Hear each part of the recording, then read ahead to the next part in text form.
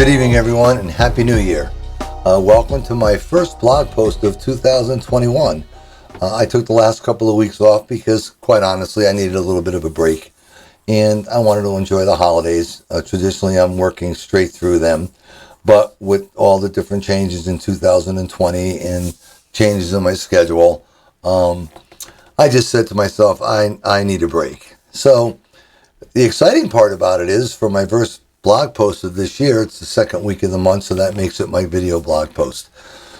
And over the past couple of weeks, I've been kind of struggling with what I want to talk about for my first post of the year.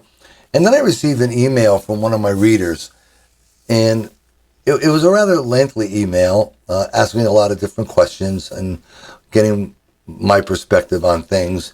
And at the end, she said, why don't you talk about hope? 2020 was a tough year, and no one really knows what to expect in 2021. So I decided to talk about optimism tonight. Now, everybody struggled in their own individual way in 2020. We all know what happened. To sit here and recap it all is a pessimistic point of view. So let's talk about that for a minute.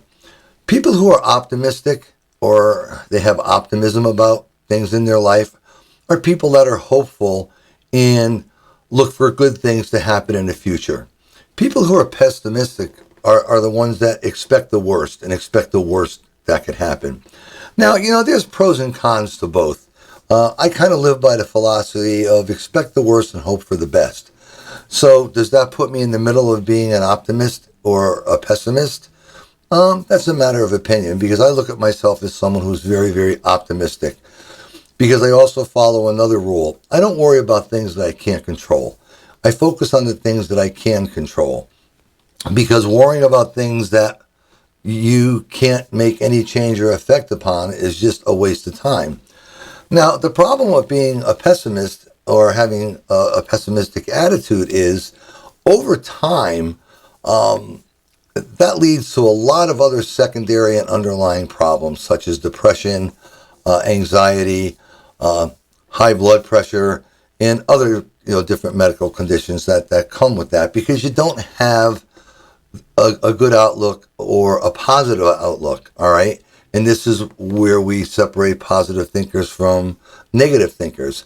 When you get out of bed in the morning, you could either say, well, it's going to be a great day, I'm going to go to work, come home, enjoy my family tonight. Or you could get up in the morning and say, oh my God, I got to go to that drudgery job again. So this all affects your mood of the day.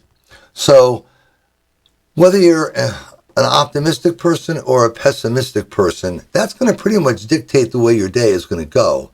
And this is going to be day after day after day.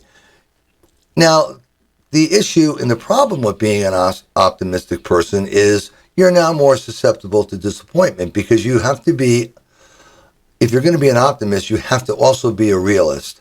Meaning you have to be realistic to know that not everything you do in your life is going to go your way. You're not going to walk down the street and pick up a brown bag off the ground and find $10 million in hard cold cash. So you have to realize that not everything is going to go your way, but you have to have a positive attitude. All right. Now, I always use this as an example in a lot of seminars I speak at, or people that I talk to, and that is the cloud and the silver lining. Because an optimistic person is going to look at that cloud in the sky, and they're going to see the silver lining around that cloud. And they're going to know that when that cloud passes, the sun is going to shine through. The pessimistic person is going to sit there and just see the darkness of the cloud and completely ignore the sunlight around it. So you have to determine for yourself what type of individual you are. And a lot of it has to do with your human traits, your human characteristics. And a great deal of it has to do with your past, things that have happened to you in your past. Look, we all haven't had the best of luck in our lives. We all have that one friend that you say, oh my God, they step in crap and they come out smelling like roses. Well, you know what? That's only the things you see. You don't see the things, obviously, that you don't see. So nothing in anybody's life goes their way. So in talking about hope, we have to talk about optimism. And it's probably a good time of the year to talk about that because it's the beginning of the year. Now, we still have a bunch going on. We're not over this pandemic. We still have a way to go through it. There's still a lot of crap that we're seeing on the news about elections and issues and so on and so forth. And, if you look at the news every single day or you read the newspaper or read the articles online and you expect to see positive news all the time, you know what? You're in for a big disappointment because that's not what you're going to see in the news. Most of the times what we see in the news obviously are not good things, they're bad things. Every once in a while we see that great story where someone helped a child or helped a family in need or something like that. But overall, the things we hear about are not the best things in the world to hear about. When you look at your local news station and see how many people died of COVID-19 today or how many positive tests there were. So if we want to let all of this get into our psyche, into our brain, we could very easily be pessimistic. Now, the problem with being pessimistic, as I said earlier, it affects your mood. And when your mood is affected, then everything you do, everything you say, however you act, even how you dress, is going to be portrayed as negative. You're not going to portray yourself as a very happy, positive person. And for the most part, people don't want to be around negative people. That's just unfortunately the truth. And we've all been that. We've all been that situation where you go out to dinner with a bunch of people and there's always that one guy or that one gal that just doesn't have anything good to say. Everything in their life has been a total disaster from day one. Well, how do we beat that? How do we fight that? Well, it's the beginning of 2021. It's January. We have the opportunity now to set the pace, to set the mood, and adjust the attitude in the mental state of mind that we want to have for the balance of the year. We know there's issues, we know there's problems, but we also have to know that there's hope. And that's the big key. There is hope. And let me spell that out. H-O-P-E. Hope. That things are going to get better. And you need to believe that. We have some of the best people in the world working on getting this pandemic under control. And it will get under control.